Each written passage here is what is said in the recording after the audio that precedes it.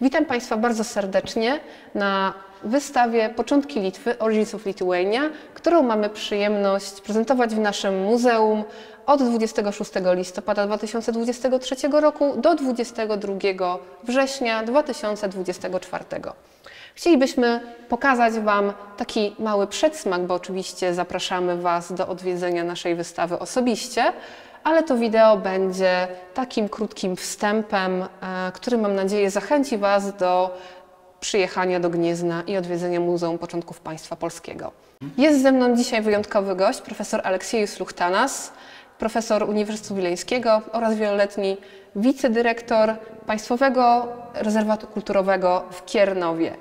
Pan profesor jest również osobą, która zapoczątkowała w 1979 roku badania wikopaliskowe w Kiernowie, czyli pierwszej stolicy Litwy, o której na tym wystawie dowiecie się naprawdę bardzo wiele. Dziękuję panie profesorze, że jest pan z nami. Dziękuję uprzejmie za zaproszenie na tą wystawę i oczywiście zapraszam wszystkich obejrzeć tą, powiedzmy, taką bardzo unikatową wystawę, bo nie tak często materiały pochodzące z Muzeum Narodowego w Wilnie, z Muzeum Rezerwatu w Kiernowie nie tak często odwiedzają Polskę i tym bardziej wystawa, która jest poświęcona właśnie powstaniu, początkom państwa litewskiego. Także oczywiście opowieść o wystawie to jest ładnie, ale jeszcze przyjemniej obejrzeć na żywo, obejrzeć te ciekawe zabytki pokazujące tak prastary, tak charakterystyczny lud bałtycki, który przez tysiąclecia zachował się na tych terenach właśnie nadbałtyckich. Wielu ludów, które były słynne w dziejach historii, znikły całkowicie, a Bałtowie mają i dwa państwa bałtyckie, to Litwa i Łotwa, i oprócz tego do tej pory, no, chociaż to lud nie jest już teraz bardzo liczny, ale do tej pory zamieszkuje te tereny już chyba w ciągu prawie 5000 lat. Dokładnie.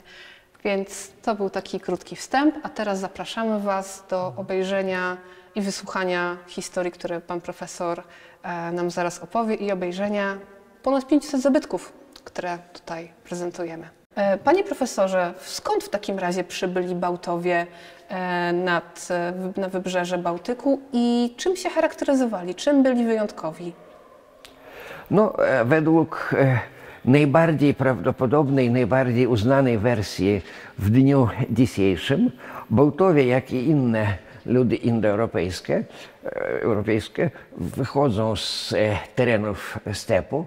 To gdzieś południowa część Ukrainy nad Czarnym Morzem, nad Morzem Kaspijskim, i w trzecim tysiącleciu przed Chrystusem te ludy ruszyły na zachód i Bałtowie właśnie umieścili się na dużych terenach wschodniej i środkowej Europy. Od Morza Bałtyckiego do Międzyrzecza, Wołgi, Oki, aż do tych terenów, gdzie teraz jest Rosja, Białoruś, północna Ukraina. Na całych tych terenach powstał ten lud, który jest ciekawy przede wszystkim tym, że jest lud, który najbardziej w swoim języku najbardziej zachował archaiczną mowę zbliżoną do tego prajęzyka Indoeuropejczyków. Oto jest unikat właśnie Bałtów. Bałtowie zamieszkiwali najpierw dosyć duże tereny, potem troszkę przeszkodzili im Słowianie, prawda? Bo troszeczkę ich zepchnęli właśnie w stronę Morza Bałtyckiego i powiedzmy w V wieku możemy już wyróżnić poszczególne plemiona, które zamieszkiwały tereny dzisiejszej Litwy, prawda? One się różnią z punktu widzenia archeologa między sobą, prawda? Mają jakieś takie cechy, które wyróżniają. Tak, archeolog teraz może bez błędów powiedzieć, że właśnie szczególnie badając cmentarzyska, badając groby i według odmiennych cech obrządku pogrzebowego możemy powiedzieć, że oto są groby Aukštoty, Litwinów, to są groby Jacwięgów, to są groby Żmudzinów, albo Kurańczyków, albo Selańczyków. O tych wszystkich, o tej epoce plemiennej mamy dosyć dużo informacji i tutaj na wystawie możemy obejrzeć tę odmienność, możemy obejrzeć charakterystyczne cechy. Otóż stoimy obok grobów. Tu jest grob żmudzki, a dalej to groby Litwinów. I obserwujemy tu nie tylko czaszki albo kości jakieś możemy obserwować człowieka, ale czaszkę końską, bo też jest charakterystyczną cechą, że Bałtowie mieli taką tradycję pochówków końskich.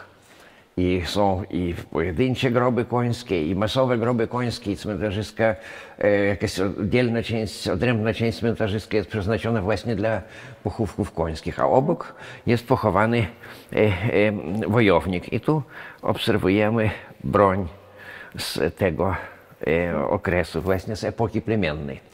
A w co w takim razie wierzyli Bałtowie? Bo pochówki to jest też tak naprawdę pewne świadectwo, czy wierzyli w życie pozagrobowe i jak sobie je wyobrażali, jakich mieli bogów i do kogo się modlili.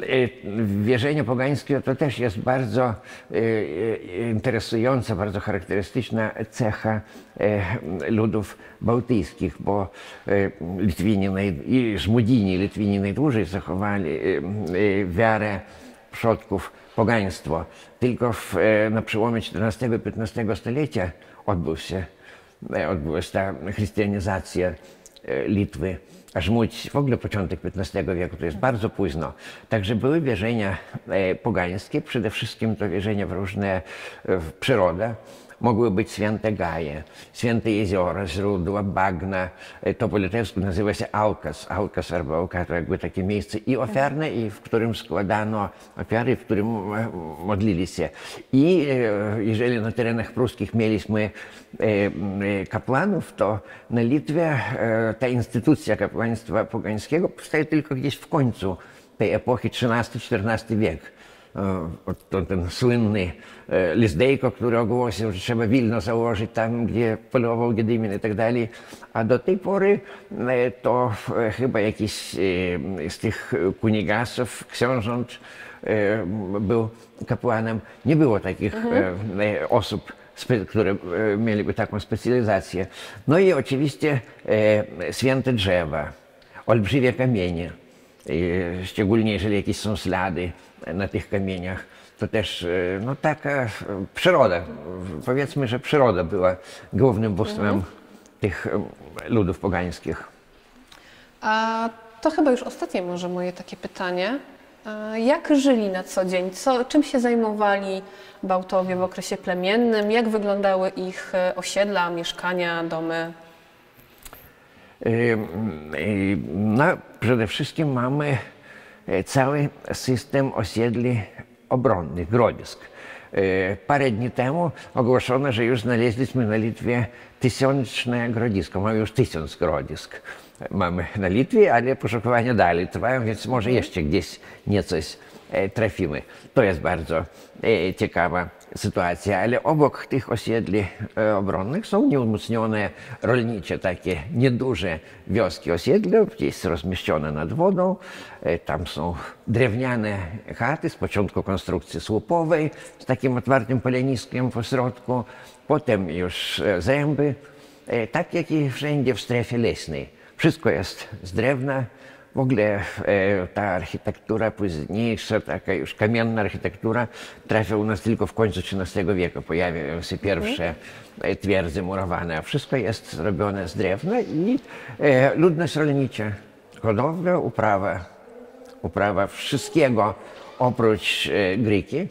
Gryka tylko na przełomie XIII-XIV wieku trafia, wszystkie inne gatunki zboża już mieliśmy w połowie pierwszego tysiąclecia przed Chrystusem, a niektóre jeszcze wcześniej. No właśnie, pan profesor powiedział przed chwilą, że tak naprawdę przeciętny człowiek był bardzo zajęty, miał strasznie dużo pracy, wstawał o świcie, kładł się o zmroku, cały dzień praktycznie pracował, no ale to nie było jego jedyne zmartwienie, że musi sobie zapewnić byt. No, mamy też konflikty, wrogie najazdy, czy nawet konflikty międzyplemienne, bo historia Litwy to szczególnie od VIII wieku aż do późniejszego zjednoczenia historia wielu wojen i wielu konfliktów międzynarodowych, prawda? Można byłoby powiedzieć chyba, że należy wspomnieć najpierw o Wikingach, którzy już gdzieś od VIII wieku zaczęli najeżdżać to wybrzeże Bałtyku, które było zamieszkiwane przez Kurów. Tak i pierwsza miejscowość, która jest wymieniona na Litwie pod swoją nazwą, to na terenach kurońskich, teraz to północno-zachodnia Litwa, Apole, 853 albo 54 rok, to właśnie najazd Wikingów na ten teren. I pierwsza Apulia, Apole, do tej pory zachowała się nazwa tej miejscowości, to przy granicy z Łotwą. Tak, nie mylić z Apulią we Włoszech, bo to inna tak, Apulia. To jest zupełnie akurat. inna Apulia. To jest miejscowość, gdzie odbywały się pierwsze walki Kurończyków właśnie z Wikingami. Epoka Wikingów w Europie to jest okres fantastyczny. Przecież Wikingowie trafili i do Wysp Brytyjskich, i na Islandii, Grenlandii, i nawet Winland, Północna Ameryka została przez nich odkryta. I tak samo Ruś Kijowska powstała też pod oddziaływaniem Wikingów na tym szlaku handlowym.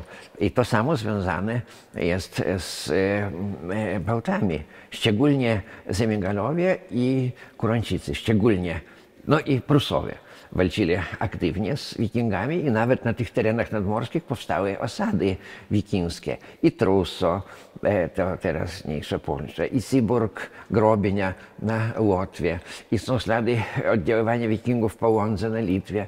Więc na te nadmorskie tereny trafiały ludy. A już dalej mieszkały bardzo wojownicze plemiona litewskie, ochsztockie, żmudzkie i tam oddziaływanie Wikingów było dużo mniejsze.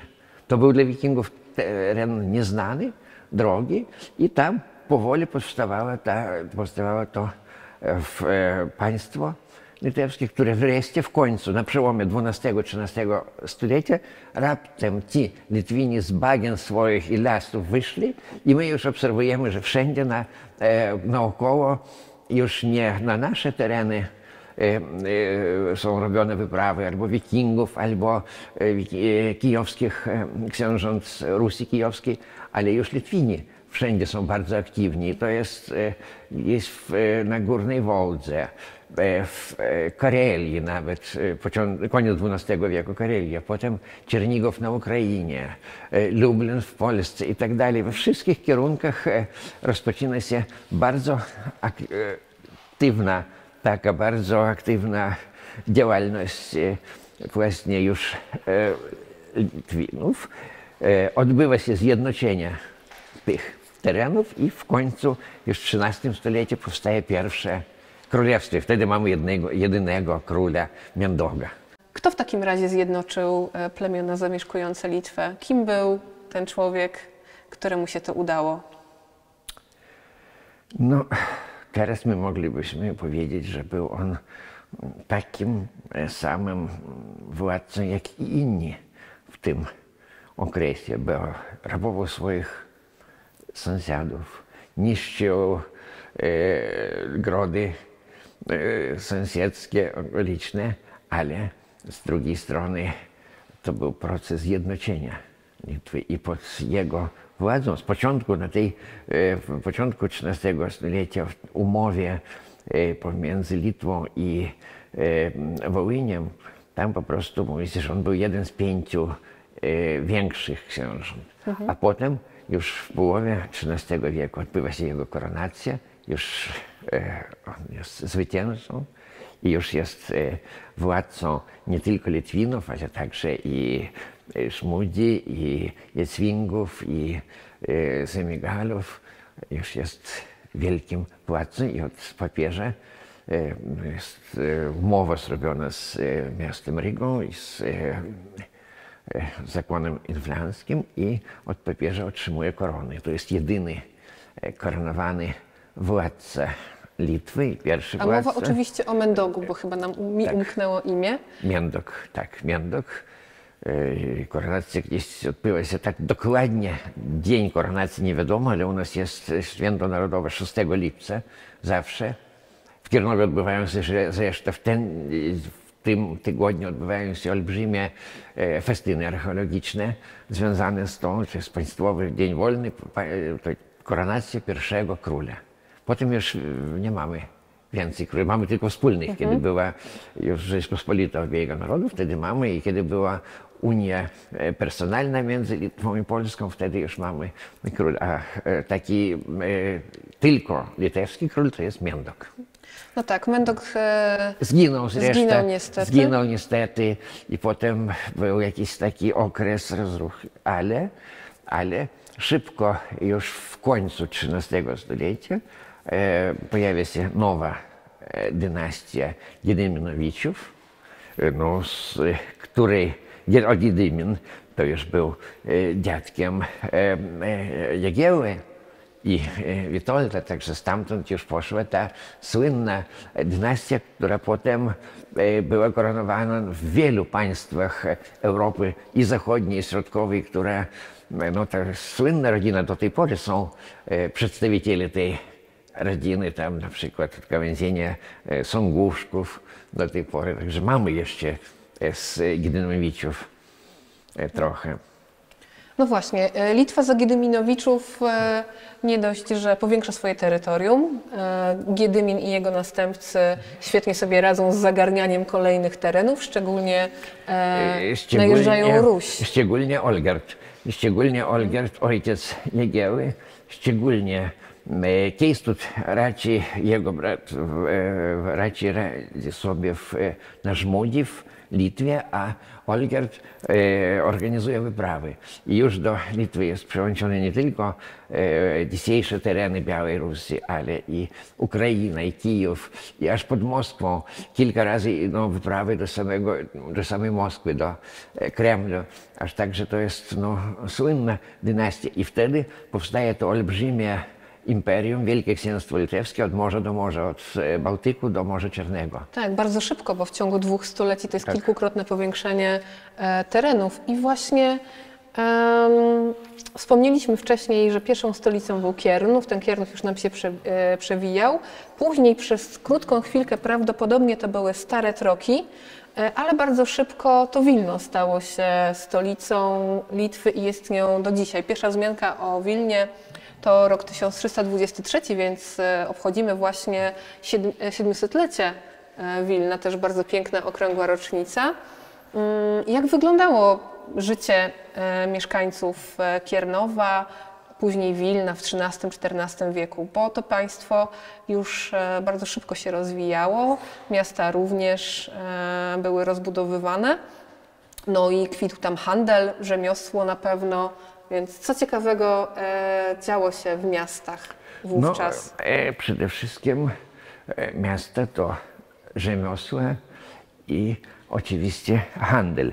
I dlatego my tutaj na tej wystawie możemy obserwować resztki słynnego skarbu grzywien litewskich. Tu są nie tylko litewskie, te podłużne to są litewskie, obok nich są grzywny kijowskie.